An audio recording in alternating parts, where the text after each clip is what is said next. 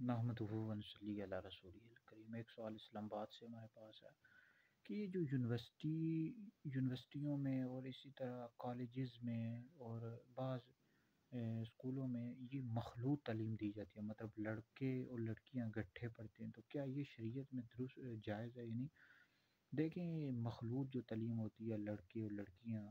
یہ بعض یونیورسٹیز ایسی ہیں، ذرا کالجز اسکولوں میں اکٹھے پڑھتے ہیں، تو یہ جائز نہیں ہے۔ دیکھیں اس میں بہت ساری خرابیاں ہیں۔ پھر اس میں دیکھا جائے تو لڑکیاں بے پردہ ہوتی ہیں، اکثر ہم نے یونیورسٹیوں میں یا کالجز میں دیکھا ہے، اسکولوں میں دیکھا ہے، بے پردہ ہوتی ہیں، اور پھر لڑکے گپیں لگا رہے ہوتے ہیں لڑکیوں کے ساتھ، لڑکیاں لڑکوں کے ساتھ گپیں، پھر پیار محبت کے معاملات شروع ہو جاتے ہیں۔ ترمذی شریف میں حدیث ہے، نبی پاک علیہ السلام نے فرمایا کہ جب کوئی شخص کسی عورت کے پاس تنہا ہو تو تیسرا شیطان ہوتا ہے، تو پھر برائیاں پیدا ہوتی ہیں، بدکاریاں ہوتی ہیں، بڑے معاملات خراب ہوتے ہیں۔ تو اسی وجہ سے مخلوط جو تعلیم ہے، یہ یونیورسٹیز میں لڑکے لڑکیاں اکٹھے پڑھتے ہیں، اسکولوں کالجوں میں، یہ جائز نہیں ہے۔ اس کا حل یہ ہے کہ جو ہماری حکومت ہے، ریاست ہے، اس کو چاہیے کہ لڑکوں کے علیحدہ اسکول یونیورسٹیز بنائے، کالجز، لڑکیوں کے علیحدہ بنائے، پردے کے ساتھ معاملات ہونے چاہیے۔ تو والدین کو بھی توجہ کرنی چاہیے، والدین بھیج دیتے ہیں یونیورسٹیز میں، کالجز میں اپنی بچیوں کو، وہ تو لڑکے بھی ہوتے ہیں، بڑے معاملات ہوتے ہیں، پھر پیار محبت کے معاملات، پھر بعض لڑکیاں خودکشی کر لیتی ہیں،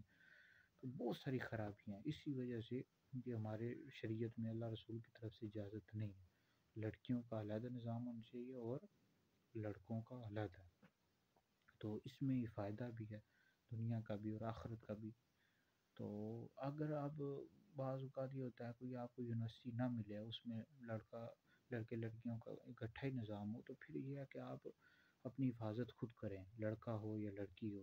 نظریں نیچی رکھیں، اور پھر یہ ہے کہ